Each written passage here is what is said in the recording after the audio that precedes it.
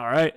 I think we're live. Good morning, good evening, and good night to those people all around the world. Dimitri's already smiling. He's got me geeking out a little bit over here, but we are happy to be with you guys on this Monday. Another great Monday in the crypto world, another hectic Monday as long as DeFi is around. We got some lads in the chat that we'll get to in here in a second, but Dimitri, man, what's up? What's going on? Yeah, man. Another week, another crazy stuff going on in DeFi and crypto space, right? That sector continues to heat up. We obviously have lots of things to discuss. In this episode, we'll cover quite a bit of DeFi, as that stuff continues to escalate. So, yeah, good Monday so far. Guys, I want to pour one out really quick, and I want Dimitri to do this with me. Don't physically pour out anything, but for all of those that do not own Wi-Fi, this is for you. Good Lord, that completely did a total unicorn status bounce there. Good God. I mean, that thing was like 500 a month ago. And yeah. I would need to pull up the chart, but literally, I think it topped out on some exchange at like 42,000. So, shout out to everybody that missed that train with us. You guys are definitely feeling the pain there. That's the difference between a bull market and bear market. There's a different type of pain, but it's pain all the same. So, you're not in Wi-Fi then, huh? No, and pour one out for those guys that did get into Wi-Fi at like $500 and cashed out at like $1,000. I think at that point I would rather actually be the one that lost the money rather than see how far it went, and I cashed out way too early. So there's the other side of that as well. But we'll talk about Wi-Fi. Once we get into discussion, there's interesting stuff in terms of the gaming that's going on, and a lot of people don't really understand, like there's a limited supply, there's also very limited liquidity, and the pricing is where it's at. So there's certain things that are going on in the background that some of my people not understand, and we'll cover that a little bit later. So Gotcha. Well, guys, if this is your first time into Layer1Live, we basically are covering the broad crypto market. Obviously, if you looked at the thumbnail, broad crypto market means a ton of DeFi news because DeFi has just been absolutely killing it. We've got some lads in the house that are into DeFi. DJ Wisdom's in the house for the first time. We appreciate you stopping by, DJ. We got Bruno stopped in first, Brandon second, Scott is third. We got a ton of guys chatting now. But yeah, DJ was dropping some alpha in the chat this morning, some DeFi alpha. Appreciate that as we go forward, man. We'd love to use that chat and to kind of source some information around all of the sectors. So Bruno saying it's not too late for Wi-Fi. That the $1 million meme is still in existence, I think. But yeah, guys, we're going to touch on all the crypto markets here. I believe today what we have is breaking news. We have quick news. We'll touch on some discussion pieces surrounding DeFi.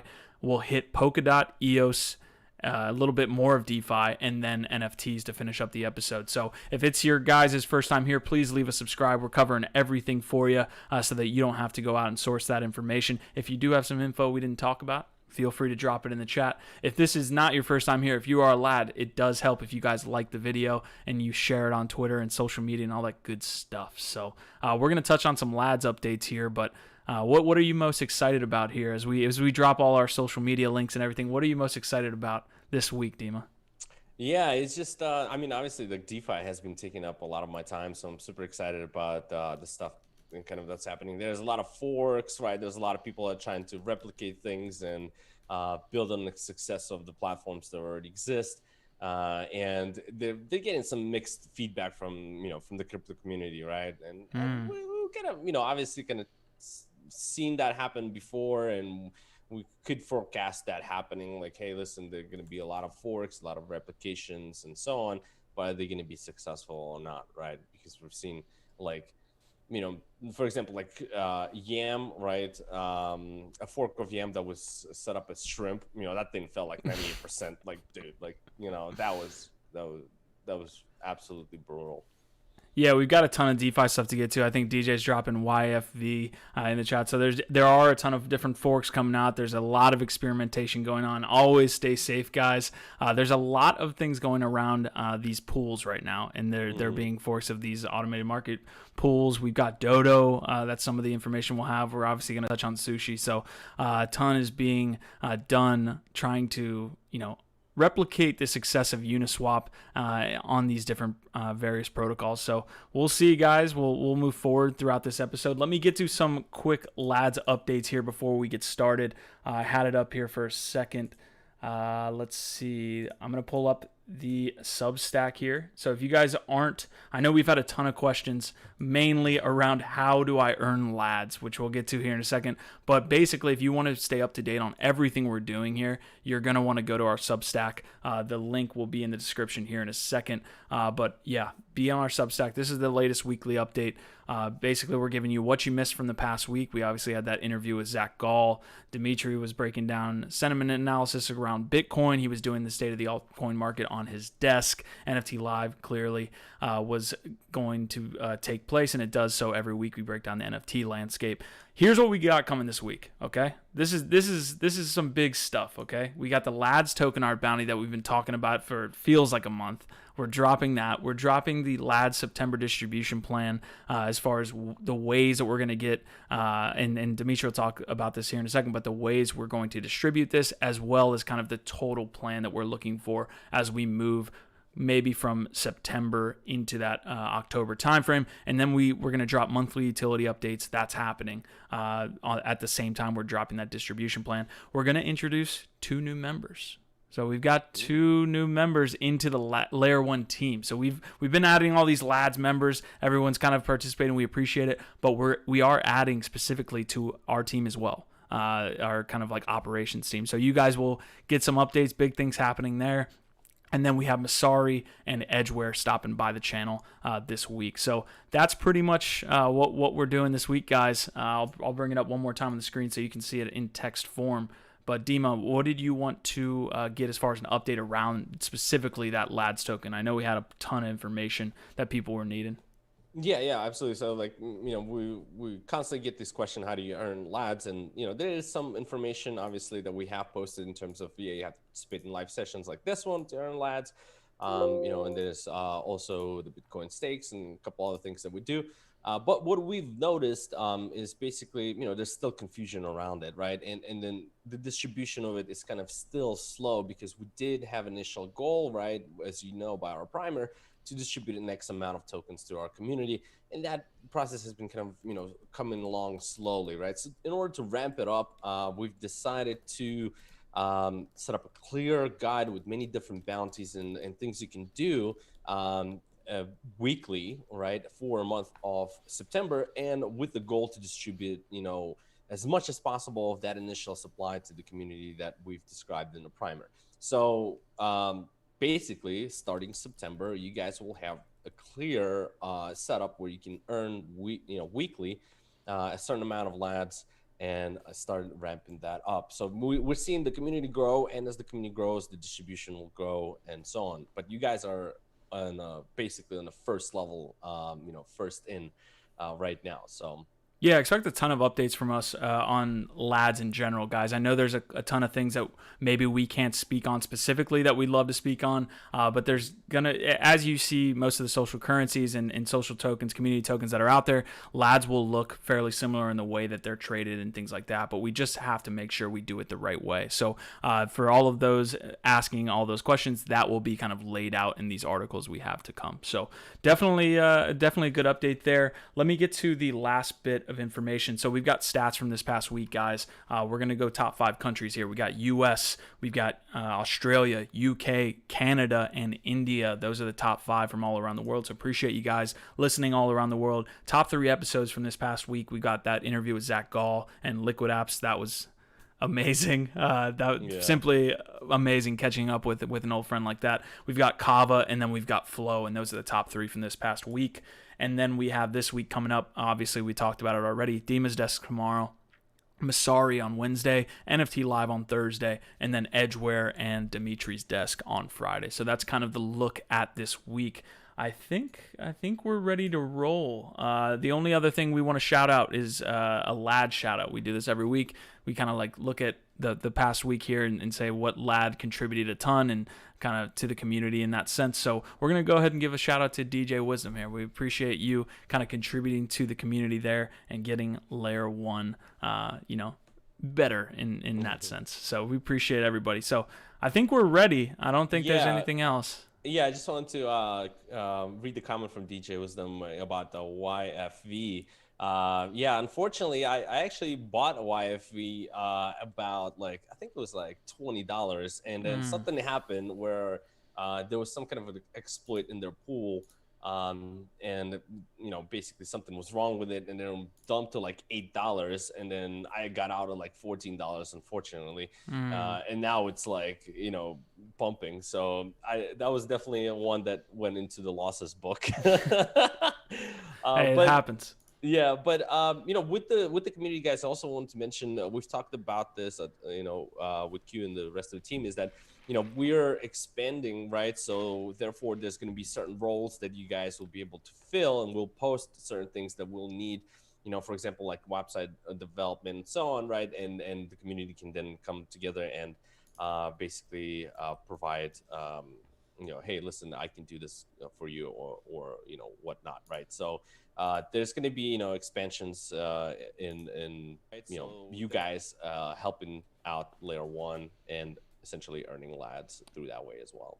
Yeah, I know Kieran specifically is one that kind of reached out to us specifically and said, hey, I've got this website development background. Maybe I can help you guys on that front. So we're always looking to grow Layer 1. One of the main reasons we even have LADZ to begin with is because we're trying to grow this with a community and not just, growing it and having you guys kind of along for the ride. We want you guys to participate. So any way that you guys feel that you can contribute to Layer 1, everything is on the table, man. We appreciate you guys. Like we said, the two members that we're adding to the Layer 1 team, those guys came initially from the community. So yep. You'll get that highlight. That was a great update there. So, all right, without further ado, I know it's probably like 15 minutes in or something by 11, now. Yeah, we're 11 minutes in, guys. We'll always have timestamps if you want to come back afterwards and look at these stories specifically. So we'll get into the breaking news for today. That's going to be BlockFolio acquiring or being acquired by FTX. So I'll pull that story up here. This story is brought to you by a Decrypt article. So we've got them actually on a podcast here with, and I believe it's called Decrypt Daily Podcast.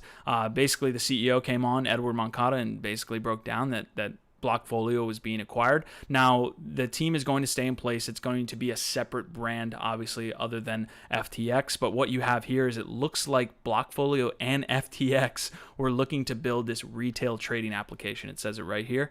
And as opposed to kind of not collaborating and building a competitive platform, what they're looking to do here is kind of use BlockFolio's user base, which I'm assuming is very strong still to this day, and FTX user base, and they're looking to build out this retail application. Now, FTX primarily has, I would say, kind of targeted the more institutional side of the investor pool, but they're looking to build out this retail application. They're going to use BlockFolio to do so. So maybe here in the near future, you hop on BlockFolio and it almost looks like a Robinhood trading app where you not only can you track, which is basically what BlockFolio is used for today, but you'll be able to buy, sell, trade, all the good things. What do you make of that article?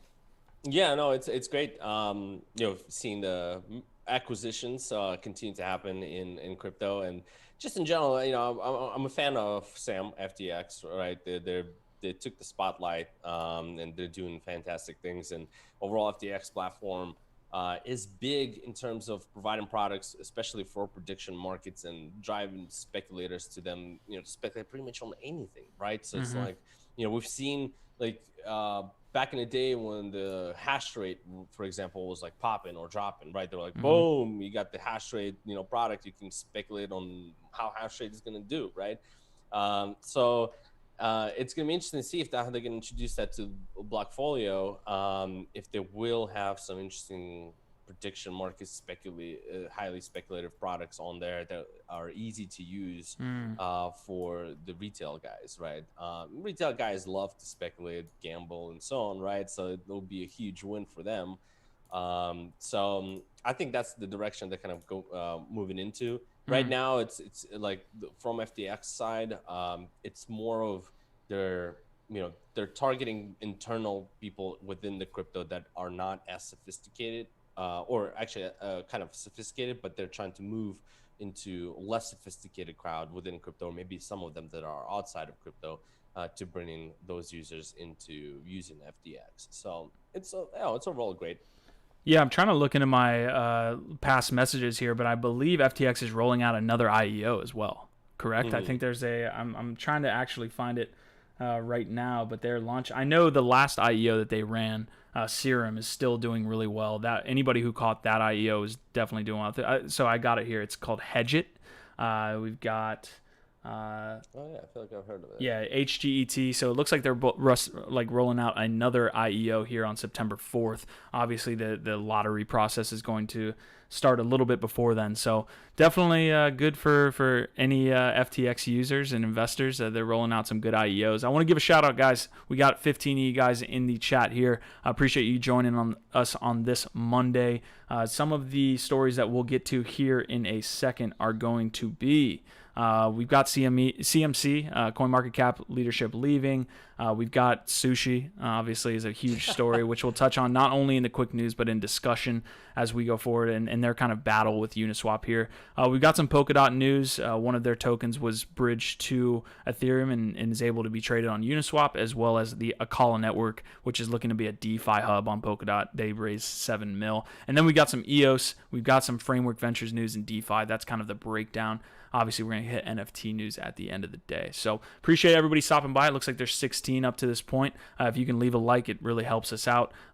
Please do comment in the chat as well, guys, that all of our episodes are much better when we can have a discussion in the chat and it's not just two talking heads up here talking about the crypto news from this past week. So, all right, let's get into the next piece of news here. I've got it, and I kind of mentioned it there. I'll pull up the article now. It's going to be CoinMarketCap leadership leaving. Now, this acquisition happened, I believe, 4 months ago, right? You heard the news that CoinMarketCap was acquired by Binance, and at the time, it looked like the team was going to just develop this, just be completely separate as far as leadership and kind of day-to-day operations. But it looks like 5 executives are moving on, and quote-unquote, they're resigning. This story comes from the block, and it looks like Binance is inputting their own team here. So I know there was a little bit of a story here on whether the team was leaving kind of under strife or being kicked out. It looks like all 5 members, specifically from their executive team, are leaving and just under their own power here. They're resigning, and it looks like Binance is going to implement their own team here. So that probably could have been I guess guessed on when they made the first acquisition, right? You think that Binance kind of wants to go in there and see it their way as opposed to just acquiring the team and having CoinMarketCap there. But it looks like that is the situation. There was 33 million visitors in July alone for CoinMarketCap. So that's going to possibly just be an avenue where Binance can kind of draw in the crowd into their own platform. So that is the story there from CoinMarketCap. Do you have any thoughts on that, man? Yeah, I mean, it's interesting how, we were expecting kind of, or what was told to us is that, things will kind of remain the same. It was just an acquisition, but looks like they're doing quite a bit of reshuffling there. And that's like, it's a typical thing. It's just like when you have mergers and acquisitions, right? The first question in mind is like, for those guys that are getting acquired, was like, oh, well, I might lose a job, or like, might be cut or so on, right? And it's like, well, interesting to see what's going to happen to BlockFolio team, right? If any of that stuff will be reshuffled with their team upon this acquisition. So, yeah, it's kind of like typical acquisition that happens and then reshuffling happens after that. Yeah, definitely. I think CoinMarketCap is going to be a situation where, along the lines that you're saying, whereas BlockFolio is going to be a thing where they're working on a product together. But we'll see. 4 months down the line, it could be like BlockFolio's leadership moves on. So, all right, the next piece of news comes from the personal token space. Guys, obviously that LADZ token is kind of under this umbrella of being a community and personal token. WhaleShark and Alex are some of the biggest, probably, community members that have launched a personal token / community token. It looks like they're just doing a partnership here, and I put partnership, again in quotations, there's going to be some like actual physical exchange of tokens here. So for example, and I'll put it up here, 50,000 Alex will be locked in Whale's collector's vault forever, adding to the value of the Whale collection. 4,000 Whale will be given to Alex/ETH liquidity providers from September 8th to October 8th. So there's a little bit of a circle jerk here going on with personal tokens, where they're kind of like transferring personal tokens to each other. But probably the more important thing here is that both communities will get a chance to interact. I think Alex is going over to the Whale Discord, kind of like preaching what he's doing, as well as vice versa. So you have Whale kind of coming into the Alex community. But quick piece of news there. Obviously, seeing two people that launched pretty successful personal tokens is going to be just very newsworthy, and we'll see where it goes from there. So yeah. It's interesting. They recently did an update on Uniswap, where now when you go into selecting the token, they first show you the categories of, let's say, the kind of exchanges or platforms, right? So for example, they'll list like 1inch, right? You hit on that, they have their own specific list of tokens, and guess who's on that list? Roll is on that list, and if you go in there, you can see all the tokens on Uniswap that are under Roll, which is Alex, Whale, and all those others on there. So it was a pretty interesting update. And we can only speculate on what will be listed under that Roll category here in the near future. So yeah, definitely. So yeah, let's move forward with the two pieces of news that I have. So first of all, if you're hungry, Sushi is here. The locked value that Sushi has achieved is 700 million within just a couple days, basically.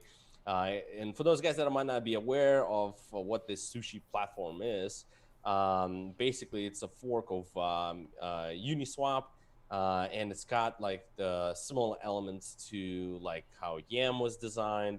If you take a look at their website, but the whole point with them is that the difference here is that they basically have the Sushi token, which is the governance token, and Uniswap doesn't have a governance token yet, right? So they forked it, and Sushi is going to be basically within the platform where where you earn obviously the fees from providing liquidity. But a small percentage of those fees you'll be earning in Sushi as well.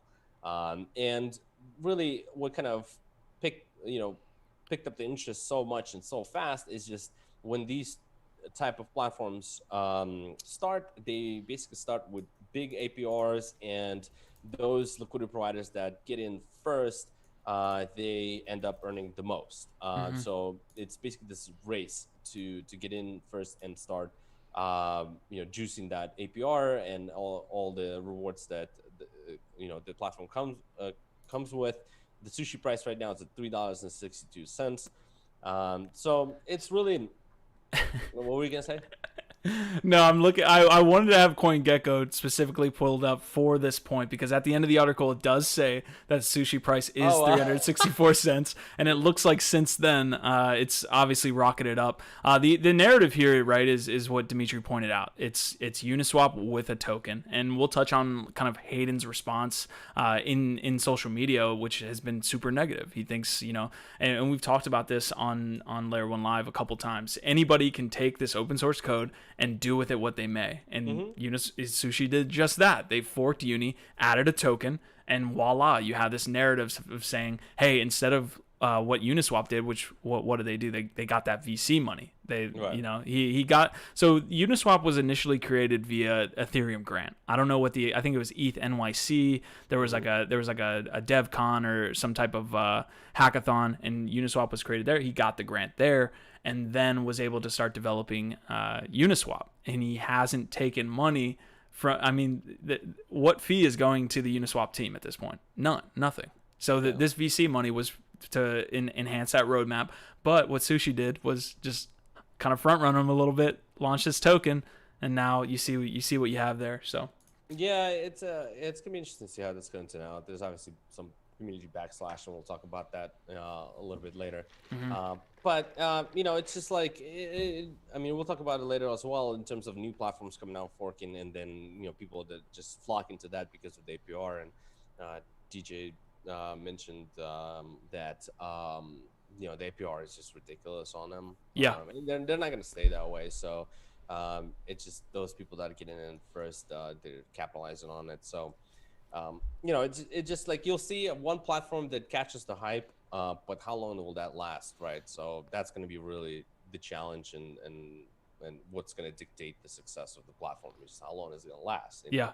So here's my question to you: with the APR or APY being so high and so high at this point, why do you see that massive price appreciation when there's so much pressure being, like, I'm assuming people who are farming this want to sell it immediately. Maybe they're holding for the long period of time, but with such a high yield, why is that price continuing to skyrocket when technically the more that's being pushed into that, the farmers have to be selling at this point. So what do you make of that? Yeah, so that's, I mean, there's interesting stuff you can do, and that's kind of getting into a discussion now. Like, yeah, true. Okay, we'll hop out. Let's come back to that in a second. Let me just wrap up this last piece, and then we'll hop into it because this cool stuff you can do. Okay. So the last piece of news, for quick news, that I have is from ETC, Ethereum Classic. Boom, these guys can't catch a break. Another 51% attack. This is a third one. Within a month, like, come on, so this is ridiculous. It's getting to the point where Ethereum Classic is just constantly getting hit. They're still not sure how much, in terms of monetary value, the impact was this last one, but this last 51% attack was actually the biggest one out of all three. Boom, decentralization not happening on Ethereum Classic, seems like. So just wanted to give you guys quick update on that Ethereum Classic before we hop into the DeFi stuff that's happening on Ethereum. Yeah, there's a meme going around right now of basically being a Bitcoin holder and what do you do on a daily basis? Imagine being a Bitcoin holder as it ranges while everybody's making money in DeFi right now. Imagine being an Ethereum Classic holder where not only are you going through just stagnation, but you're getting hit with a 51% attack every 2 weeks. So definitely interesting stuff coming from ETC there. The macro tokens have taken a hit, man. The macro tokens have taken a hit. Go ahead. You know what's weird? It's interesting how let's say we're moving towards that ETH 2.0, right? Slowly, but eventually we'll have like the staking for it, right? And the miners will switch to staking instead of mining, right?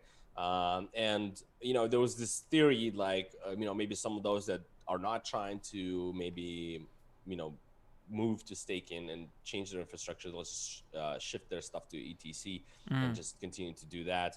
But it's like, well, maybe that is happening, and that's the reason why they get in 51% attack, is because all these miners, like big pools that maybe been operating on Ethereum, where the pool is bigger and they can have the 51% attack. On ETC, though, when they merge over, that puts them at a place where they can do 50%. So it's like, it's crazy. There's a lot of speculation around it. Yeah, the entire crypto scene is absolutely... We didn't do this disclaimer before we started, which we said we would at the beginning of the episode, but there's so much shit going on in crypto right now that, like, don't be offended if, like, we don't know what the situation is in X coin or X project. It's just, like, the amount... the meme, again, going around the community right now is, like, one year here is, like, 7 years somewhere else, and it does feel that way, man. Like, honestly, we were on who were we on a call with? I think it was Ryan Selkis from Masari, and he was saying he went away on vacation for a week during that Curve and Yam launch, and he came back and he was like, "What the just happened?" Like, I feel like I missed like 6 months in crypto. So definitely a crazy time right now. It feels like I can't get any sleep. So if you guys are in the chat, there's 23 here now. Who owns YFI? Please tell me who owns YFI. We don't own it. Pour one out for us. God, we definitely missed that train. But if you are, go ahead and chill away, man. We appreciate you guys. Also, whoever owns Yam, there's an update for that. So Yam just actually passed a proposal for those people that were delegating back in the day to save Yam. And I was one of them. Dimitri's trying to shill his bags for you to save him. Save this man. Yeah, so Yam is coming back, man. They just passed a proposal where basically those that were delegating, they were going to get a bonus of YAM, and YAM has been actually picking up in price, YAMV2. So eventually they will release YAMV3, and that should be kind of ready to roll there. But just going to give my YAM fam the update. Yeah, please save the yams, save Dimitri's yams, please. We got some people rolling in the chat right now. It looks like we got a couple ETC comments. DJ's talking about the Bitcoin narrative, which the maxis are still pushing. It's shiny gold. Looks like Hoskinson's might be working on some ETC fix there as far as governance and security. And then we got some people in the chat that are Wi-Fi owners. So congrats to you guys. Hey guys, before we get into discussion here, because Dimitri's got a lot of points to be made as far as DeFi is concerned. And DJ, we did see your comment there, and we'll hit you up after the episode as far as being a technical writer. Guys, if we hit 32, we're at 22, 23 right now. If we hit 32, which is all-time high for Layer1Live, I know we've hit like beyond that on NFT Live during some sales, but if we hit 32 viewers right now, everybody here is getting 100 LADZ. That's what we want to do. If we hit that all-time high, we got to do a LADZ airdrop there, man. We're trying to get more and more people into this community. So go ahead and turn on your bots, everybody. Go ahead and shill it to your friends. If we hit 32, everybody gets 100 LADZ, and we can make that happen, man. Get your mom, get your grandma, everybody set up on Layer 1 streams. But yeah, anyway, so I'm ready for this DeFi. Are you ready? Hey, man. Start going. Go ahead. We'll see where we go. All right, we'll see. Where should I even start with this? Right, there's so many different angles about it. Right, so let's talk about the first point, basically that you mentioned, which is okay. Why So why is the price kind of appreciating for, let's say, Sushi or some of these other platforms, right, that have like a lot of liquidity that's being locked up and they're mining a lot of those tokens, right? Why is that? We see that the dump is not happening, right, onto the market, right, as they're farming. Well, because there's actually interesting things that you can do when you farm the liquidity, let's say Sushi token or whatnot, right? And so instead of actually selling it to the market, what some of these farmers are doing, they're basically going out and getting a loan using the collateral that they have in liquidity pool locked up. Now that loan, it can be USDC loan, for example, that you can get against the collateral that's locked up. And you can use that loan to basically free up cash, right? So it's kind of in a similar way of like, if the regular setup with lending and borrowing, where it's like, okay, I sit on Bitcoin, right? But, I need to pull out some cash, but I don't want to sell, right? Boom, you get the setup, the loan, you borrow against the collateral, you get some cash out. So now with the DeFi stuff, what they're doing is basically similar stuff, right? So you hold in this, you're sitting on it, right? And then instead of cashing out, you start getting maybe some loans out, and cashing out through the lending and borrowing system. That's why you see like players like Aave and SNX are working very closely together, and maybe others. And this whole process, what they can also do is essentially when they do take out these loans, they can also be buying more of that token to prop the price higher as well, to attract people to come in because the price is rising, and then more people are going to start providing liquidity for that token. And when there's enough liquidity for some of these big players to maybe pull out, that's when they can actually maybe scale out of the token or whatnot. But the whole point is that so they don't need to dump the token in order to cash out. That's one thing. And second thing, what they can do is also not necessarily, let's say, pump the token with the loan that they're getting. They could also use the loan that they get just to go to a different farming place and just put up that loan as the new farm that you're setting up. And you continue to do that, and you just farm in a bunch of all of these platforms, and you don't really need to dump, right, the token until maybe the prices rise even further, right? So that is kind of the scheme that's been going on.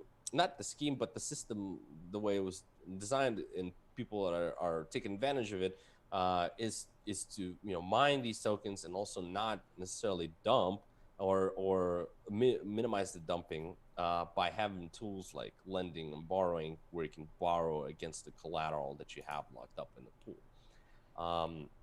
So that's basically that one thing. that I want to mention in terms of why it's not dumping. But the second important thing to keep in mind also is, let's say, for the Wi-Fi, right, craze that's going on right now, you have to also understand that take a look at obviously the total supply is very low, and if you take a look at the overall liquidity available for Wi-Fi, as far as Wi-Fi pooled liquidity, it's quite low as well. So I believe their liquidity in terms of total supply that's available right now, the overall liquidity in the pool is like 1.1% on Wi-Fi. So why is this important? Is because it actually prevents from like big players from dumping, because of the limited liquidity that's available. If you have, let's say, picked up Wi-Fi at like $500,000 and now it's sitting at 38,000, well, you're gonna actually have a hard time unloading that full position onto the market, because the slippage is going to be so ridiculous that you know, it just makes no sense.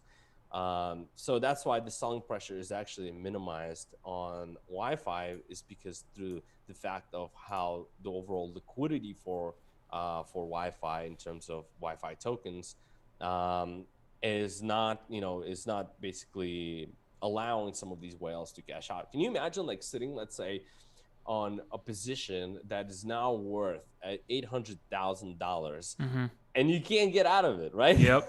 Got to scale out over a certain amount of period.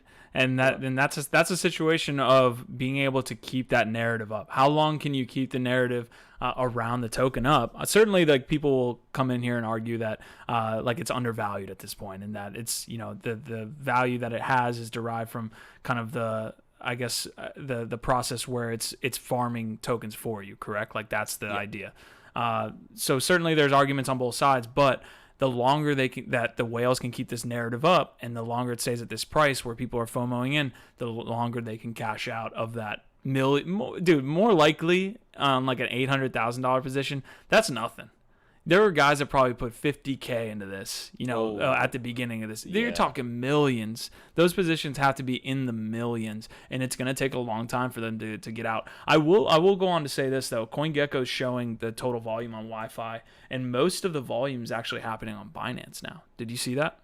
Oh, that's interesting. No, I did not see that. Yeah, so it looks like Binance has the total volume of 208,000. That's 26% of the volume. So yeah, which is interesting, because actually I looked at Binance in their order books when they were launching this, and the liquidity was trash. Like, we take a look at Binance and Wi-Fi. Dima, we're hitting 31.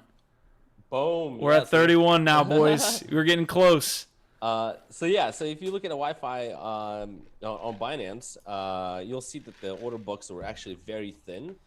So the overall liquidity, again, even on Binance, is trash, right? Mm-hmm. So it's like, that's what I'm saying. It's very interesting to see how the overall liquidity is being, gamed, and why the price is going higher. And you have to understand that some players actually simply can't cash out. Obviously, there's other solutions that can be done in terms of OTC deals.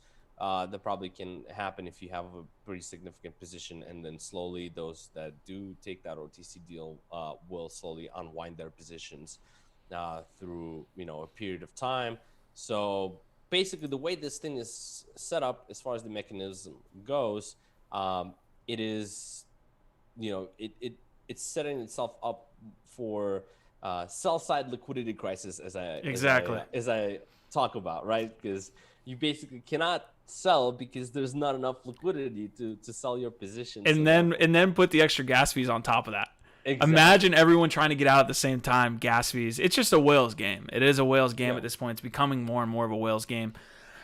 We have some comments in the chat. Guys, we brushed 32. We barely sniffed the ass of 32. We were at 31. If we do hit that 32 mark, which we're getting close to, again, everybody here that is signed up for a roll wallet will get 100 LADZ if you do comment in the chat. Obviously, I won't know if you're here if you're not commenting in the chat. So we're so close. If you guys can get up to 32, we'll see. Let's see. We've got some comments. Crypto Pickle's in the chat. What's up, Crypto Pickle? Good to see you, my man. Everything in DeFi is undervalued to everyone, even after a 500% pump. Dimitri, I got a calculus question here for you, or try to explain this one. How do liquidity pools work? Are you locked in? Oh, okay. So, so kind of a simple, I guess, example of that would be if, let's say, you have this token, and then Ethereum, right? You have, let's say, Sushi token and Ethereum. You basically go to Uniswap, let's say, and go to pool section, and then you have to basically provide that Sushi token and the exact value of that in Ethereum. They have to match each other. Meaning, let's say 1,000 sushi costs, 1 Ethereum. So you put up 1,000 sushi, and then you have put up 1 Ethereum, and you lock that into the liquidity pool. So now every time somebody trades sushi for Ethereum or vice versa, you are part of that market making pool, and you're collecting the fees from each trade that occurs. So you're locking in that liquidity basically in there, so people can swap sushi between Ethereum, and that's essentially the way it's done. The one thing to keep in mind is that locked is a strong word, right? And I've talked about this. There's really no penalties basically for these liquidity providers to pull out, besides the fee that they pay for gas. So they can pull out at any time in terms of liquidity, and there's no restrictions, right? You can pull out like the same day, right? As long as same hour, as long as you pay the gas fees and so on, right? There's no actual locking mechanism with this. All right, if you're looking to get your liquidity out of the specific platform, there's no restriction. You have to wait like 7 days, 5 days, or so on, like we've seen with the staking stuff, right? Back in the day. So that's also like a very tricky thing. Should there's be something that's shocking the market in terms of liquidity providers are starting to pull their stuff, and there's nothing that can stop them besides the gas fees, basically. Speaking of gas fees, I want to pull up this blockchain visualizer. This is really cool. They made an update recently here. If I can pull this up on the screen, basically, and Vitalik tweeted out about it. I know we kind of had looked at this previously, but if you go to transactionstreet.com, txstreet.com, you can kind of see a visualization of both the Bitcoin network and the Ethereum network as more blocks. I think they have blocks visualized here as buses, and also the transactions coming through, and each house is its own protocol. So what you'll see here every, I believe, like 12 seconds, something like that, you'll see people leaving each house as it comes to each protocol. So it's a really cool little visualizer. You can see Bitcoin is severely congested right now. Good Lord. A lot of people waiting to get on that bus. But yeah, really cool little visualizer here. And then Uniswap go. Yeah, Uniswap is having some sort of house party. People are leaving. But anyways, speaking of Uniswap, this is the other story, and it was on the thumbnail, so I want to kind of get to it. Hayden Adams has been tweeting about Uni for a little while, and obviously, being the CEO and founder, he's going to be doing so. So one of the tweets that he had recently goes along with this DeFi narrative here. It looks like Uniswap on August 30th passed Coinbase Pro for 24-hour trading volume, which at the beginning of the year, if you had told me a DEX would pass Coinbase in 24-hour volume, I would have told you were absolutely nuts. But it looks like Coinbase on this date had 348 million, Uniswap for 426. So absolutely congratulations to them. Like that's an amazing feat. The one thing I want to get into though is Hayden's reaction to what's been happening on Sushi, right? Sushi is that fork with the token. We obviously talked about that at length here already. But look at the reaction from Hayden, from the founder of Sushi Swap. And I hate to use the word founder, but aka he's the one that forked Uni and was able to create this Sushi Swap. So we've got the head guy over at Sushi. It looks like I don't even know if he's Anon or what. So he basically kind of like rolled this out. He's kind of commenting and tweeting at Hayden. There was kind of a fight that took place, so I'll kind of break this down here. So the first, I might have missed this. Yeah, so there's basically this issue where he calls out that Sushi founders hold 10% of the tokens of Sushi, Meanwhile, it's like saying, hey, listen, you were just doing this, by taking advantage of the opportunity in DeFi space, but just pumping your token and cashing out the 10% that you hold, which is like saying, hey, listen, you're not here for the long term. You're just here for the short term to cash out your bags and pump them really quick. Yeah. But where in Uniswap, we're not doing that. So yeah, that's basically the big difference there. Yeah, and I wonder. I mean, that's a discussion piece in and of itself. We've talked about governance wars in the way that the way these tokens are set up, and if there's a certain amount of circulating supply, some other protocol could almost gobble up another token's protocol or another protocol's token, and then influence governance on these different networks. But this is another type of governance war, right? You're basically taking the idea that someone else had already created, you're forking it, aka it's taking you probably a year's less time to put in the work, and then you're just maybe barely making it a better protocol or network or service and rolling it out and maybe taking people's business that way. So what do you make of this fork here? Are you on the side of Hayden, where you're kind of saying, hey, like, you didn't do any work here, don't act like you did, or are you on the side of Sushi saying this is a free market, it's open source, and we're just going to go ahead? I think you're somewhere in the middle. I don't think that Hayden is really kind of mad about it, right? He's like, he understands that the platform is open source and it's available. He kind of saw something like this probably coming. You had the block guys that were like tweeting about, like, imagine this happened, so they kind of knew it's going to happen, but I think what really kind of got to him a little bit is just the fact that they were tweeting at him and they were saying, hey, listen, like, you're doing this wrong and we're doing it right, type of deal. And he's like, no, like, Yeah. listen, this is the original plan for the platform, this is the way it is, and you guys are just taking advantage of it and all this stuff. But it is an open market, and there will be many forks. There will be other players that will, try to replicate this, and a lot of them, as we know, will have the experience of pump and dump. A lot of them will not last a long time.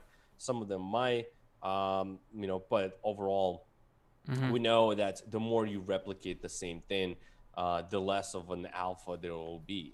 Really, everybody's trying to replicate the success, but every time they do it, the success becomes smaller and smaller and smaller. So got to stay with the OGs. I got you. That's a good point. So I've got the tweet actually pulled up here, guys. We obviously had that initial kind of tweet from the Anon guy over at Sushi. And this is the tweet that Dimitri was referencing first. Said, Uniswap still has 0 fees, and I've been working on this project for 3 years. You've been working on forking it for a week and selling a token you own 10% of. You don't believe in community. You're just an opportunist who wants to sell some tokens. Don't at me again, sir. So I'll respectfully kind of push back there. I think Hayden is a little bit mad. He goes on to say, or the Sushi guy goes on to say that Hayden himself paid himself a New York City salary. So with the VC money that he got, and looks like Hayden finally responded with, I didn't see a dime from grants. I went into debt launching version 1 because I spent more than the grant amount on audits and contractors. I didn't have a salary for the first 1.5 years. You've built nothing of value and are hoping to get rich off other people's work. So that's definitely a situation. You do see protocol wars. We're going to continue to see them as we go along. Certainly forking and creating nearly the same protocol is going to lead to some people, battling it out. We'll see. So who wins here? You're saying Uni's going to win?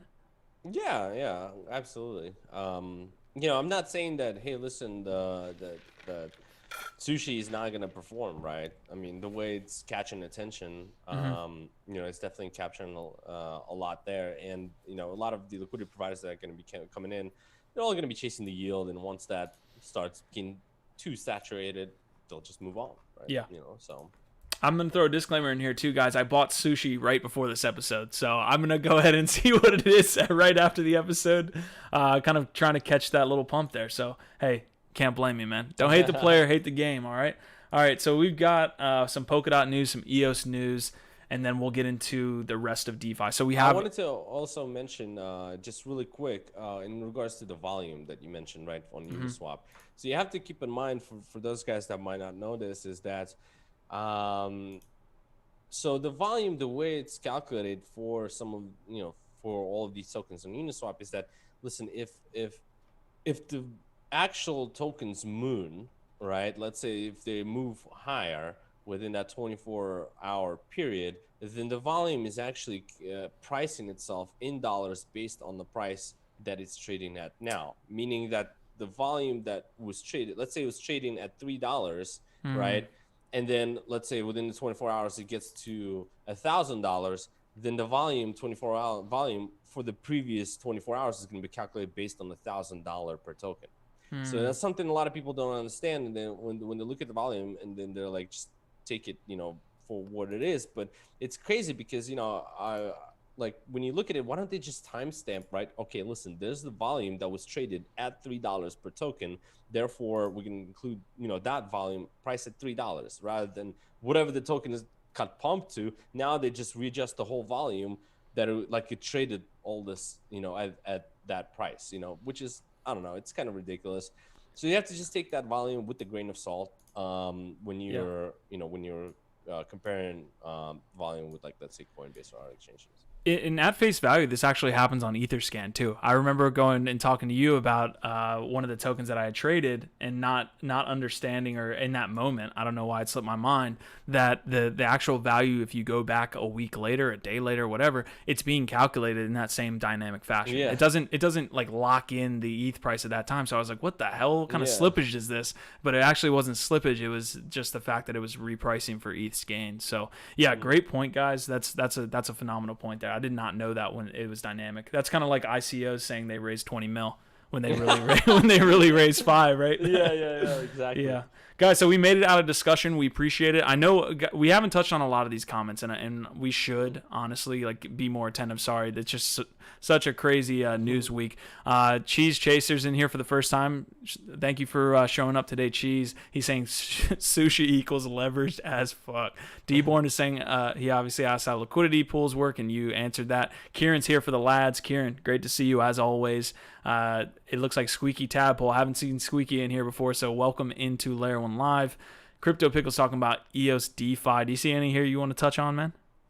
Yeah, no, I mean, the EOS DeFi, that's getting hyped up quite a bit. We'll talk about it, I guess, a little bit down the road here as we get into the EOS stuff. But yeah, EOS guys are making some big, claims for the DeFi industry. So let's see what's going to happen. Kieran's saying we're finally out of discussion, like he was waiting for us to finish. Sorry, Kieran. We'll leave that discussion piece a lot shorter from now on. Deborn is saying, sounds kind of like cheating and getting a better grade than the person you cheated off of. Certainly, that is the dream when you are the cheater. Yeah, but then in life, when you come out, you didn't learn anything besides, writing off something from somebody else. Would you rather be right? You'd rather make money. Exactly.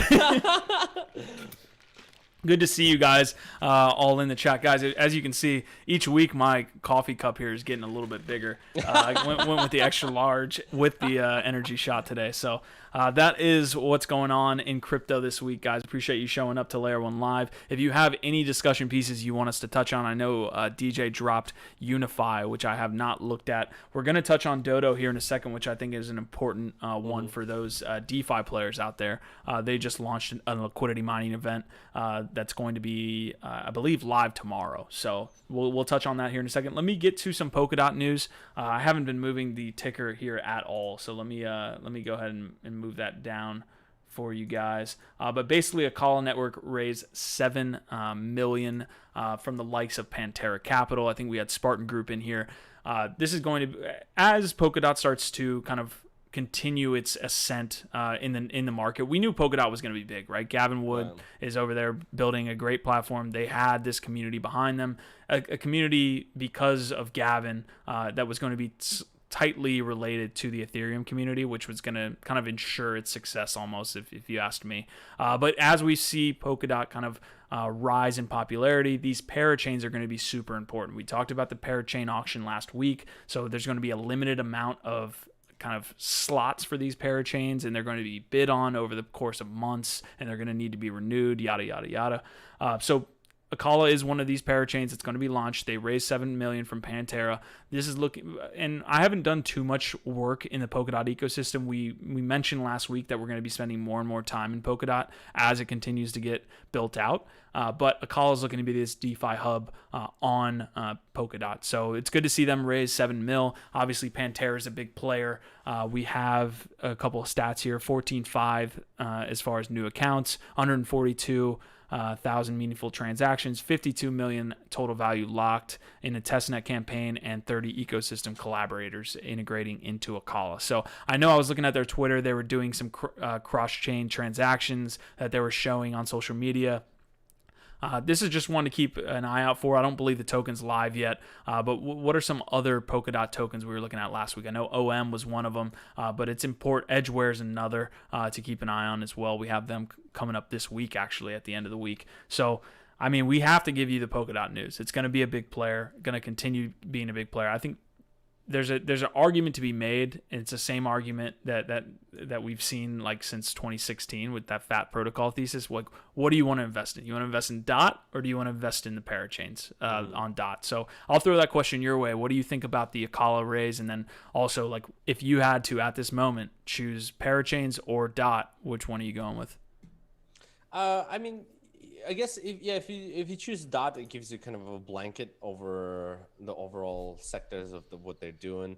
If you choosing parachains, that does expose you to more risk of volatility, but does also provide more reward in terms of the upside. So I'm sure a lot of people are going to be jumping in on some of these parachains to hop into the token to chase that yield that it's going to be providing. While the Polkadot is kind of like the overall like blanket of that whole system. So it's kind of like, when you talk about getting into some like SNX or LAND, right? Or getting into some of the tokens that are, let's say, traded on Uniswap that are much smaller, right? So that's kind of the difference there. But the interesting stuff there, with the Polkadot that's going to be doing this DeFi hub. Imagine if these guys so we know that we start to have these networks, different networks, let's say like EOS and others that are starting to roll out the DeFi products, right? That they're going to have their own yields and so on, right? Well, right now, the way the Wi-Fi works, right, it chases the yield and changes within the Ethereum network, right? So and that's gaining a lot of popularity and value there. But once we start having DeFi yield chasing expand to other protocols, then I think maybe systems like this, like the Polkadot DeFi hub, might have features that will expand to other networks that will help people chase yields in other networks like EOS and and so on. So that could be a possibility as well, which will pretty much be game changing, right? Knowing how much Wi-Fi had success just within Ethereum, but imagine having the same similar type of setup that does it across multiple chains, and it's really like some super user friendly setup. So. Yeah. I wonder. I think the theory there is correct in that moving to another chain, and especially one that maybe is more scalable, it offers better usability. You'll see someone that is right now completely priced out. I think I saw some people. There's like that website that aggregates all the gas you spent. People are spending like $1,500 worth of gas in like a 1 month time frame.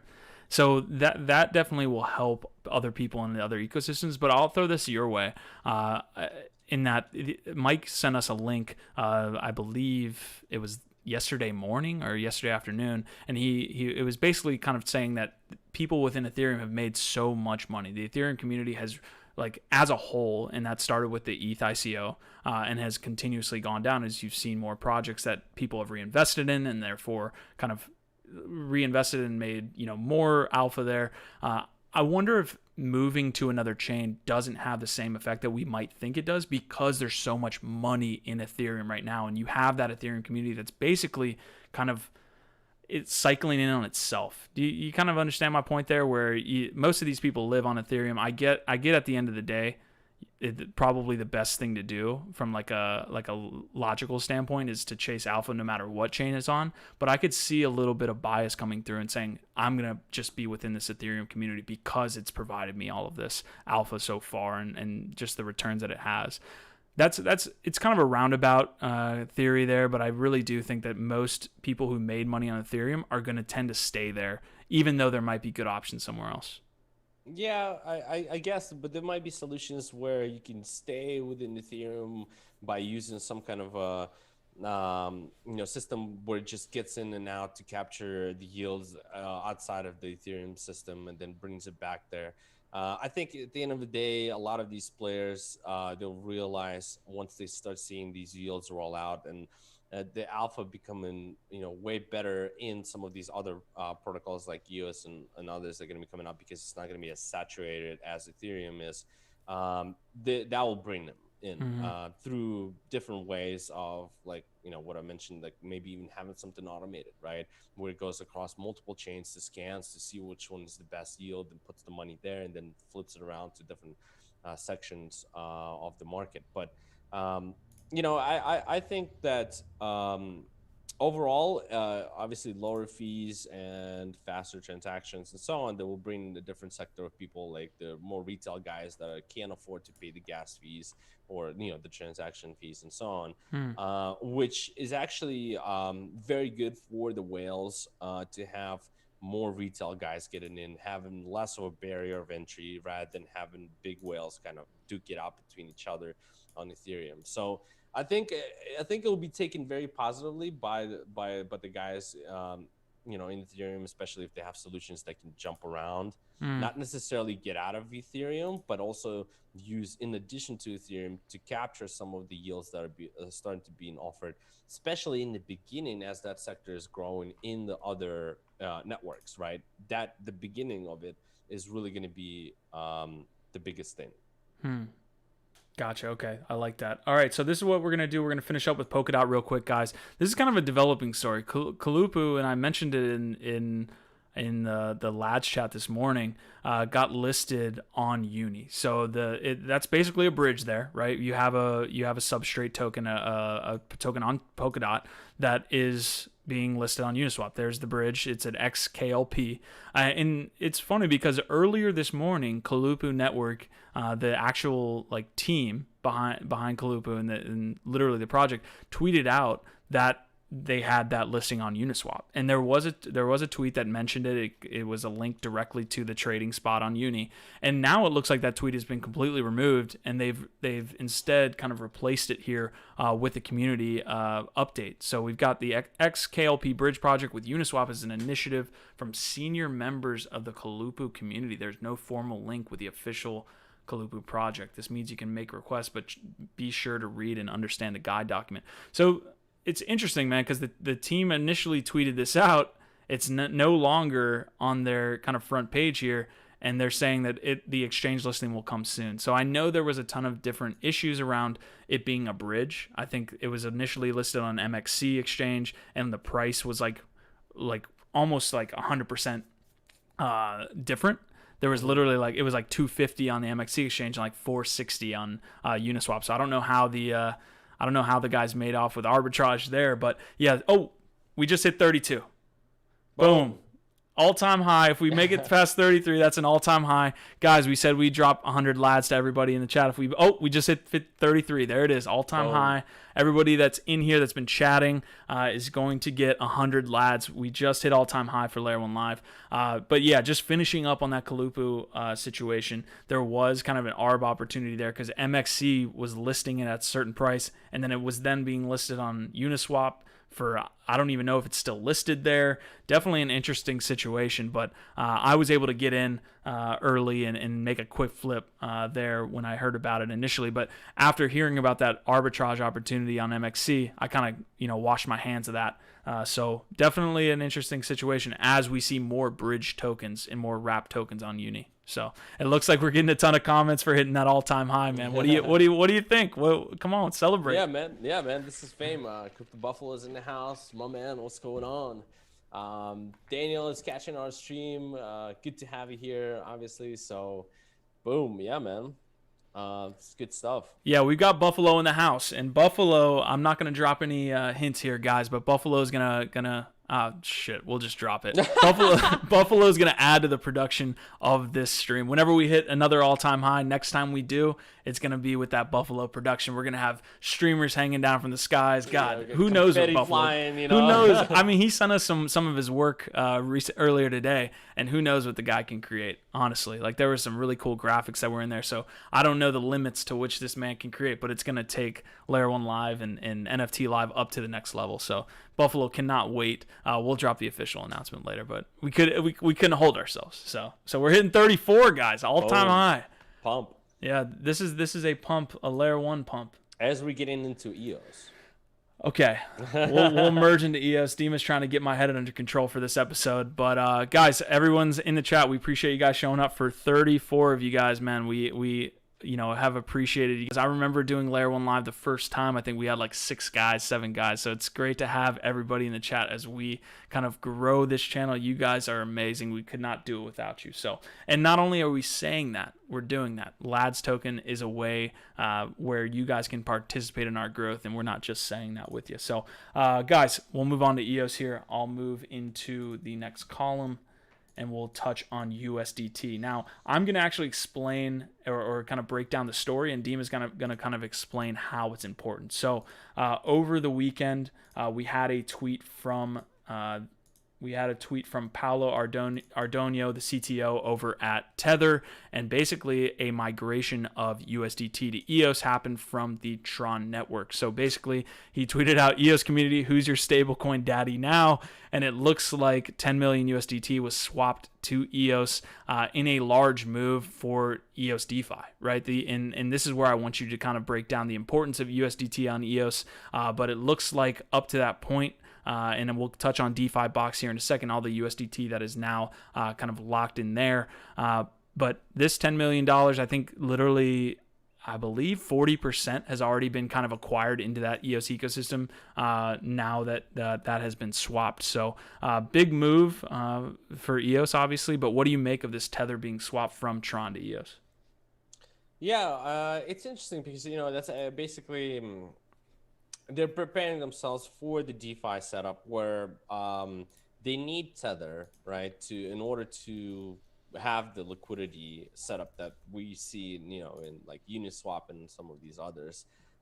Because, like, as I've explained, in order to set up that liquidity pool, right, you have to put up the token that's trading and, let's say, USDT, right? So this way, the people can trade that token. They can buy that token for USDT, or they can sell that token for USDT. Well, in order to have that, you have to have the USDT liquidity behind it, right?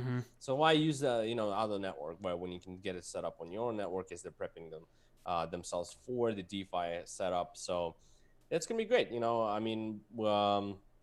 That's that's the way to do it. 10 million is, I would say, a little bit low, but they're starting out small, I guess. So we'll see, how that's going to go. But the fact that it's initially already happened, that is the initial setup of 10 million just to get the ball rolling. Obviously, if things start escalating, they'll see more of that being minted for EOS. Yeah, EOS Nation has been following the story too. So just for some context, it looks like Yves LaRose from EOS Nation has been doing some work. Obviously, his experience with big players from exchanges is important to point out. And he laid out this post in a voice post earlier, but he was talking about the importance of USDT on EOS for DeFi. And he was saying that he's spending a lot of his time working on getting USDT to the platform and getting other stablecoins to the platform. I think literally the text says here, through every channel at my disposal, I'm reaching out and pushing for major exchanges to enable the withdrawals and deposits of USDT on EOS. And he continues to go along and say all of that good stuff. I'm going to put a tweet here. It looks like yesterday, and they're kind of reading off what actually happened yesterday. Paolo sent 10 million of USDT from TRX to EOS. Today, 25% of that supply has been absorbed into the EOS ecosystem. So big moves from the DeFi standpoint. As EOS looks to kind of build out, it needs that liquidity, as Dimitri pointed out. Yeah, absolutely. We've seen that with Tron back in the day when they set up USDT on multiple exchanges on Tron network, which is actually interesting. You can see that on Binance right now. I've used it quite a bit. instead of using the Ethereum network, like to pay ridiculous fees and takes forever, well, you just use Tron to just transfer it and Mm-hmm. costs like absolutely nothing, and it's like super fast because, well, Yeah. we're not, I don't know how many Tron fans we have here, but it's not a network that's clogged at all. Yeah, speaking of Tron, we're not going to drop any news here other than do you want to touch on it really quick? Yeah. I don't want to like hardcore go into anything on Tron as of yet. DeFi on Tron. That's it? Yeah. Yeah, so Sun, basically Justin Sun announced the Sun Genesis token mining that's going to start, and basically it's DeFi stuff, same stuff. It's like governance token that will give you access to govern the community, and you can farm all the stuff. It's like the same exact playbook, but just they talked about how DeFi is flourishing on Tron. Mm-hmm. I'm just like, where? Yeah. Show me. Yeah, so we'll hop out of Tron here. So we definitely have some big news from the EOS ecosystem. Other than just that USDT announcement, it looks like DeFiBox has been seeing some success. You see that USDT number here. It looks like 5.7 million in DeFiBox up to this moment. DeFiBox is basically what you see Uniswap's like as a Uniswap competitor on EOS. So we'll see how that gets built out.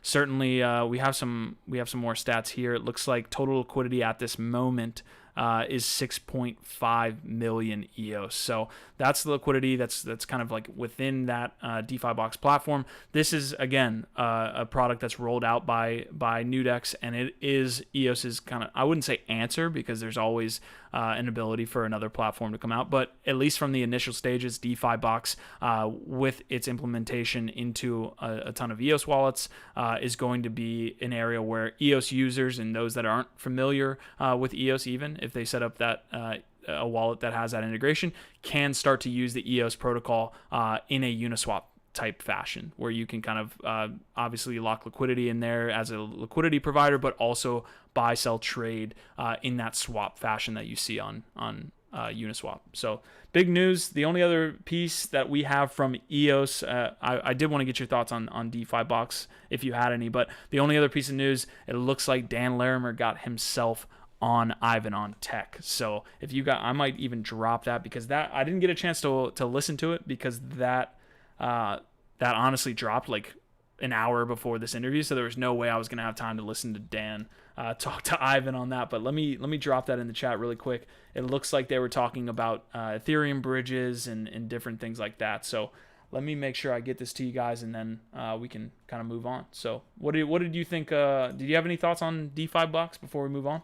I didn't have anything specific on DeFiBox. I mean, it looks interesting, but I feel like it's still in the very early stages, right? Yeah, I mean, it definitely launched like within the past month. So yeah, we'll see exactly. I dropped that Dan Larimer link, guys, for you guys if you want to check out Ivan on Tech's interview. I haven't got a chance again. It did drop like literally right before this episode went live. So there's 35 of you guys in the chat right now. That is all-time highs, man. We appreciate everybody. This has been a great episode. Ton of different comments. Did you want to touch on any of these comments before we move on to what looks like DeFi? Yeah, looks like Sushi is at $6.10. It's up 10% during our stream. So Q is rich. Yeah, so let me see. It looks like DJ also made some money on Tron, so kudos to him. Kieran says pump the price up a little, give people hope, and dump. Pretty much. So I have to go to uni after this episode and dump this stuff. Right. Yeah, exactly. It looks like Scott's saying he'll watch that Dan Larimer episode after. Guys, if you want to check out another DeFi episode, that's really cool. Bankless just put out an episode with Vance Spencer. We had the framework guys back on like March timeframe, literally on Black Thursday.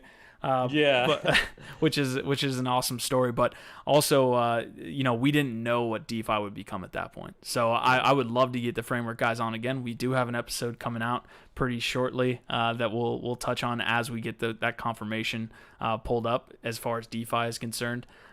So 36 of you guys, we'll head off into a little bit of DeFi news. We got Dodo, we got Framework. Speaking of Framework Ventures, we have Binance, and then we'll touch on NFTs, guys. Yeah, let's hop into it. So Dodo is an interesting platform, right? So it's obviously kind of similar to like the Uniswap setup there, right? So you can have trade, you can swap your tokens, or you can provide liquidity as part of the pool. The interesting stuff with that is that it's backed by Framework guys, same guys who backed Chainlink and Synthetics and all those things. So these are obviously very serious players. But what makes Dodo different is really something interesting that has to do with their liquidity pool setup. So as I've explained with Uniswap, when you do liquidity mining, you have to put up an equal amount of that token in value against, like, let's say Ethereum, right? So you put up 1 Ethereum, and then the amount of that token that's worth 1 Ethereum, it has to be equal 1-to-1 when you put up as liquidity, and that is the setup, and then you lock the liquidity. But with Dodo is actually different because you can actually lock up any amount you want. So meaning that you can lock up 1 Ethereum and then how many tokens you have of that token, and then just let it be that way, right? So what the interesting part about this is that it makes the books kind of skewed, right? So you can have, let's say, you can have more of the token available in liquidity than the Ethereum available for the swap. So that is something interesting. I want to know how they are going to be able to balance this out, because if the books gets too skewed, there'll be way more on one side than the other, and which makes it buying and selling experience maybe not the best, because you have to have the books that are like kind of aligned on both sides to make it a nice market making experience. But they did what? Wouldn't they adjust the yield? Couldn't they just adjust the? I know that's a lot of how these liquidity pools work, is they adjust the yield on one side or another depending on supply and demand. Yeah. So there's different ways that, like, let's say in perpetual swaps trading, when the books are getting skewed, they use funding rate to balance out the books, so which is something that could be probably used in terms of incentivizing people to provide liquidity maybe more on the other side than the other. And that's kind of like also what Synthetics is doing in terms of their platform that they're launching, decentralized perpetual swaps, which is they're talking about how they're going to balance out the books. But it makes it, it makes it more free in terms of, all right, listen, I don't have to have an exact amount to be locked in, because that also kind of is a barrier for entry for some of the farmers that, let's say, have the token, and have some ETH, right? But they don't necessarily have enough to lock in that they equal both each other in the pool to farm. And farmers are obviously making quite a bit of money because you holding the token itself as well as you're farming it. So it's a compound interest that's happening right now for the farmers, and some of the people that can't afford to participate in liquidity mining, they're kind of left out just to speculate in the token price itself. So what this type of setup with Dodo is trying to do is actually open that up, to just more people that don't necessarily have to fall into that equal value setup when they do provide liquidity. They can have it skewed in whatever way, whatever they have in their wallet, they can just set that up and start earning the yields there. The interesting part is also that there's not that many assets available at the moment, right? There's ETH, USDC. It's actually everything against USDC. So Link USDC, Lend USDC, SNX, and Comp. So, in this case, if you're looking at, let's say, Comp USDC, then, you could put up Comp and then some USDC that doesn't have to actually equal to your Comp position. It can be, less USDC than whatever the Comp you put up, or the vice versa. You can put up more USDC than the actual Comp that you have.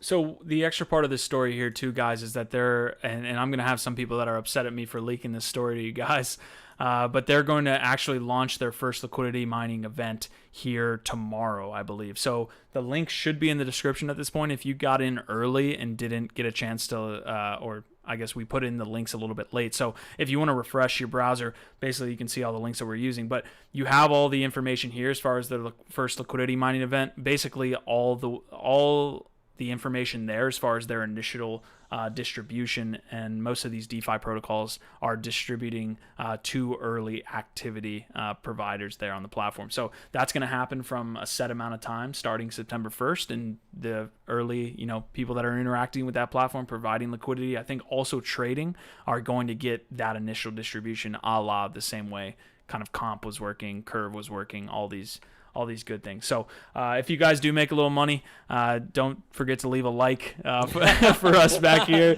If you want to distribute, if you want to donate, hey, we're always available here. If we do happen to help you guys, this isn't investment advice, but if you guys do find some of this advice worthy and you make some opinions. Yeah, how do I say this? You guys just help us out, all right?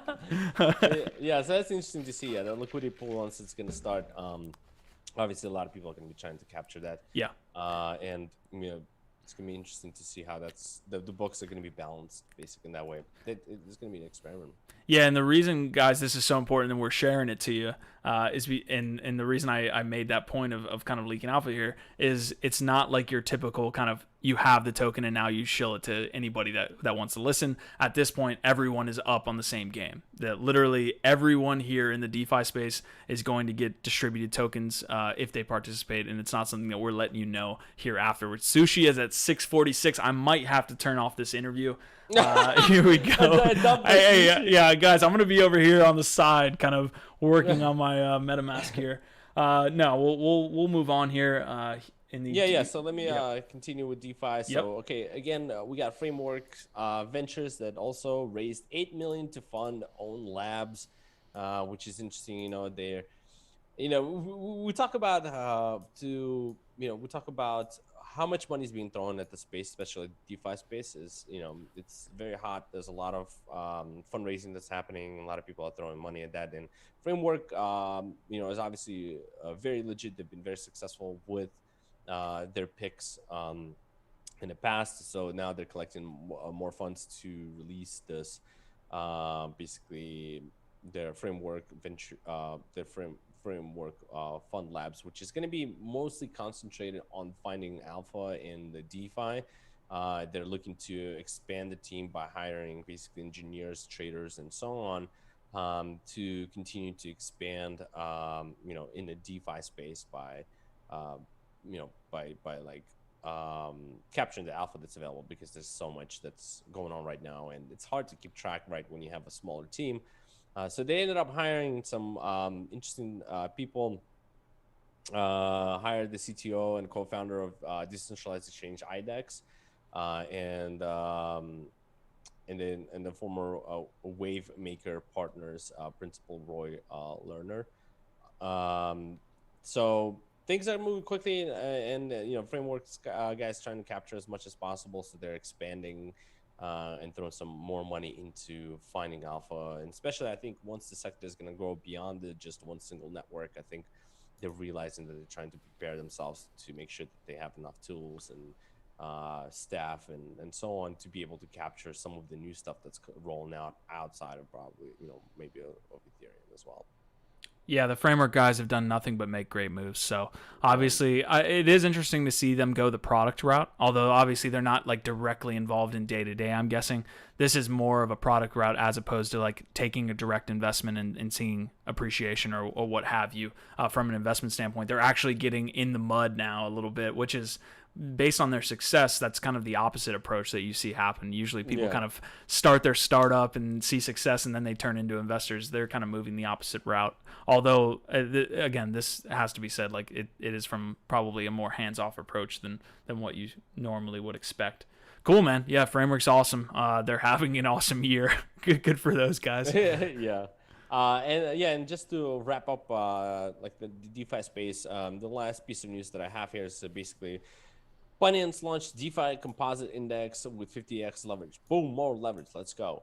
So basically Binance, so the way, to take these piece of news is basically Binance launching an index, which is basically a basket of currencies, or DeFi currencies. Like, for example, you have Aave, Link, Maker, Synthetics, Swipe, Cyber Network, all those things get put into the basket, and you have an index that they release that basically is tracking the price of all those assets.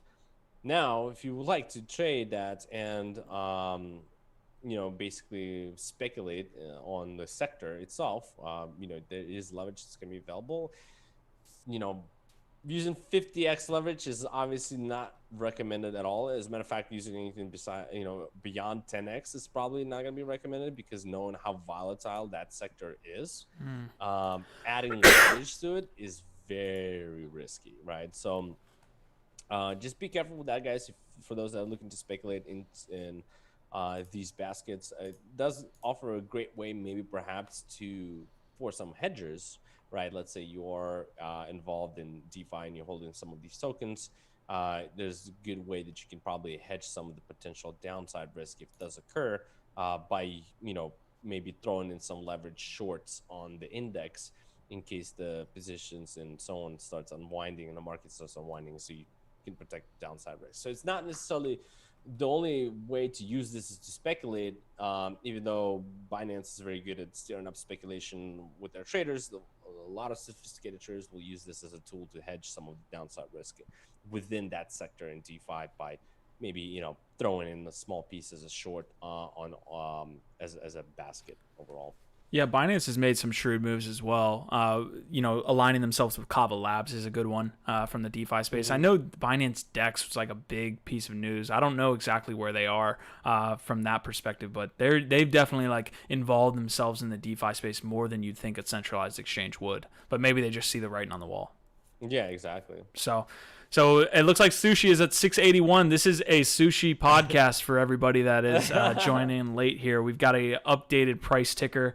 We should have put that in the price ticker at the top. But we got Wi-Fi up there for you guys anyways. So we're going to jump into NFT news. This has been a great episode, guys. We're going to finish up real quick. I've got two pieces of news. One comes from MetaFactory, the other from Decentraland. And obviously we have NFT live every Thursday. We're planning on breaking out that NFT content a little bit more, to which you guys will be updated, obviously. But I appreciate everybody in the chat. It looks like we have some other comments here. Let's talk about DApp Network. DApp Network is obviously we had Zach Gall from Liquid Apps on last week. He was talking everything about DApp Network and how they're bridging Ethereum and EOS.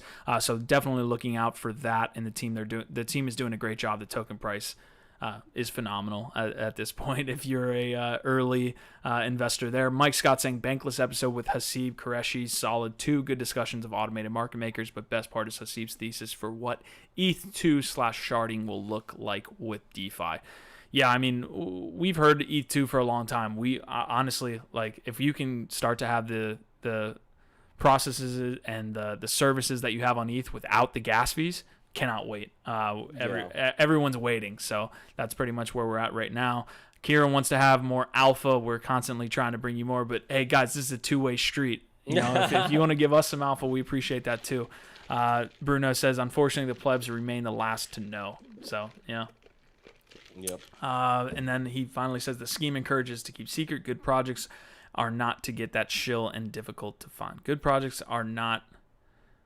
So what is he saying there? The scheme encourages to keep secret. Yeah. So most of these whales are going to keep the project secret till they have their bags full, which is exactly what I was trying to say with this Dodo. It actually makes more sense for us not to drop the Dodo information live until that initial distribution is done. So the fact that we did that, we love you guys. Hopefully you're making some money in the space. So yeah, Karen, you do always provide the alpha. I'll give you that. All right, guys, we're getting a little off track. That's my bad there, but I wanted to get to some comments. We had a NFT piece really quick. So obviously MetaFactory is a offshoot of the Metacartel, which is like this awesome crypto community. But MetaFactory essentially has created digiphysical goods.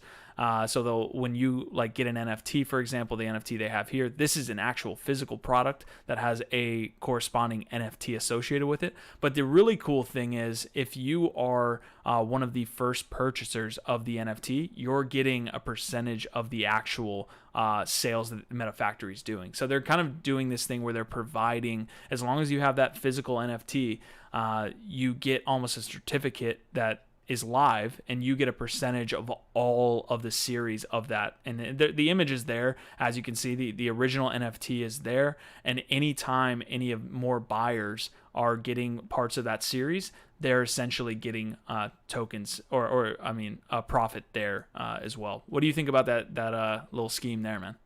Yeah, I mean, you've been talking about it for some time, right? Because before that wasn't the case, right? It's just like pretty much, hey, you sell this thing and then that's it, it's gone, right? But then you get a profit sharing percentage, right? Now, from what I understand, as it continues to carry on and be sold.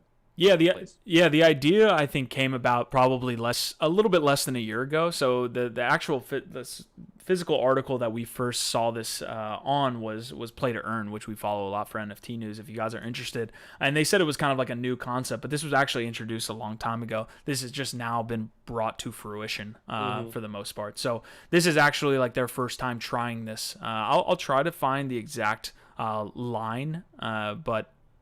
For you guys so that we can kind of explain this in one or two pieces here. So did you have anything based on while I tried to find that, did you have anything that you wanted to go over? Yeah, I mean, just in regards to what that piece, it's how much volume have we seen already? Since the platform or since that system has been implemented, is it in fact going to working already with people showing the market showing interest in executing in that new system, like the way it's designed, or are we still seeing like a slow pickup there? Yeah, I think they're doing these like in like a white glove approach. So I don't think on like a mass market scale they're seeing a ton of volume, but I think they're working it, piece by piece. So guys, I'm really trying to find this, but you guys kind of get the concept here. If you own the first piece, which is sold, I believe, like probably more expensively, then you actually get a profit based on for every item sold afterwards. That's basically the concept. Really cool. And from an NFTs perspective, seeing digiphysical goods where you can buy the physical actual product, but also have an in-game kind of metaverse collectible. That's a really cool process. So we'll see where MetaFactory goes from there. It's definitely good to see,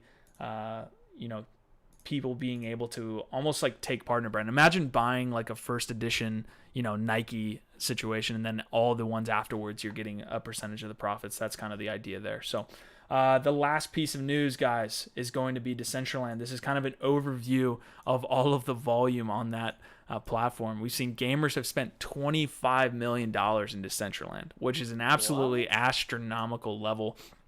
Again, it could be dynamic. Dimitri made that point the other day, or I think like 20 minutes ago on the way. But it seems like another day. Yeah, it does already. It says gamers and collectors have spent almost $25 million on digital assets and virtual land from Decentraland. According to blockchain research firm Messari, there have been more than 76,000 assets sold since March 2018.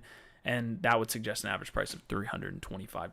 So I think it also goes on to say that since 2018, there's been more smaller purchases, like smaller transactions, which kind of runs up against what we've been saying on fees. But it also happens because Decentraland kind of rolled out their collectibles and wearable features. I think in 2018, it was just land. You're just buying land.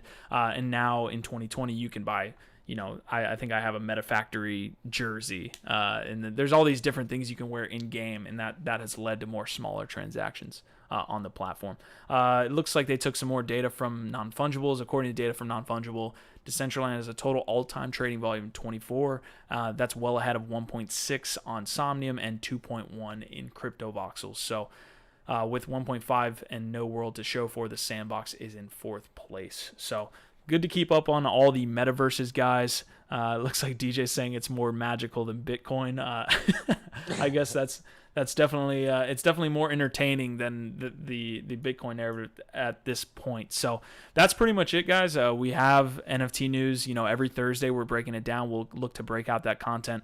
Do you make anything from this Decentraland volume, man? I know you're a collector yourself now. I know, right? Yeah, you got me into it. That's for sure. But essentially, I'm a big fan of it. It's just like that volume is still, I feel like, is very low for what the actual platform should be doing. So I'm excited to see more and more of that, kind of continue to flourish for Decentraland. It's kind of like, in crypto, we're very impatient when it comes to like, rolling out some of the use cases and so on, right? For Decentraland, like, we've talked about many opportunities they could emphasize on, especially right now, given where we are, that, seeing more of that, bring more users to Decentraland is really the key. We're seeing that slowly roll out, but I just can't wait until that thing is going to be like fully built out and like, many different users are going to be using it and so on, right? So I think it's still at the very early stages when it comes to volume trading. Yeah, Oculus is going to be a big player in seeing those metaverses built out. So it'll be awesome to kind of get into Decentraland via Oculus and via that VR mindset. Guys, absolutely an incredible episode. Every week has been more popular than the next. You guys have been bringing it every week as well. I want to give Dimitri some time, but we're going to give you guys some shout outs. DJ, what's the last price of sushi before we get off here? I need to fly off of here and get into my Uniswap. $7. You eating sushi tonight? Hey, it's a gift that keeps on giving, man. DeFi. So, all right, guys, that's pretty much it. Again, I'm gonna give it over to Dimitri here. He's gonna shout out some people in the comments. Again, we blew past our all-time high, so everybody in here that's contributed on the chat is getting 100 LADZ, along with whatever they would have gotten for contributing. So definitely really cool. The way this is brought out, again, guys, if you want to earn LADZ, you have to join the Telegram. You sign up via tryroll.com. I'll type it in right here. It's not hard. Tryroll.com. You sign up for a username. You DM us in that Telegram group, me or Dimitri. Then you start earning LADZ by contributing in the chats. We're going to be rolling out so many things for the LADZ token over the next month, 2 months.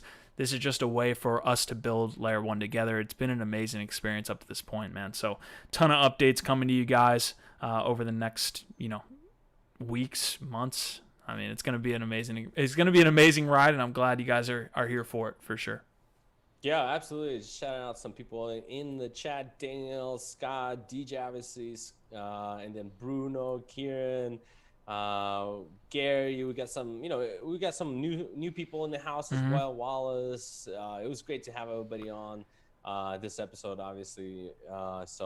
Just like you said, hop into our Telegram group. I don't understand why you guys wouldn't be there, because it's the best way to keep up with all the updates and earn LADZ. If you have any questions about that, hop into the waiting room. We'll get you guys set up with the Telegram invite. It's obviously gonna be in the description. Yeah, again, shout out to everybody. I know we had way more people than even Dimitri shouted out there, but appreciate you guys kind of contributing this week.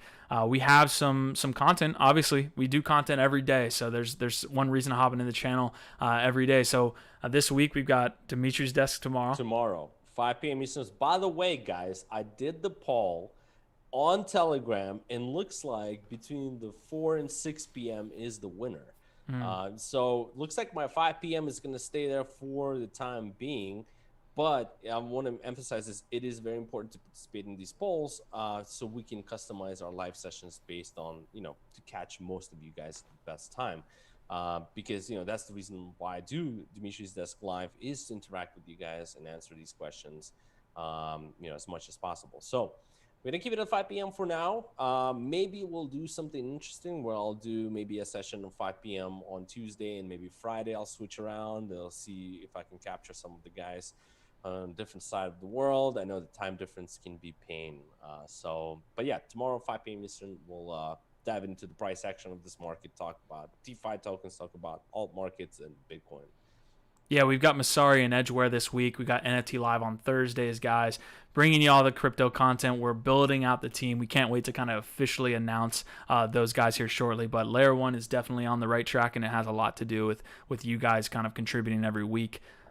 Not much more we can say. I think Dimitri's going to send us off here shortly. So, but again, appreciate it, everything. Till next time.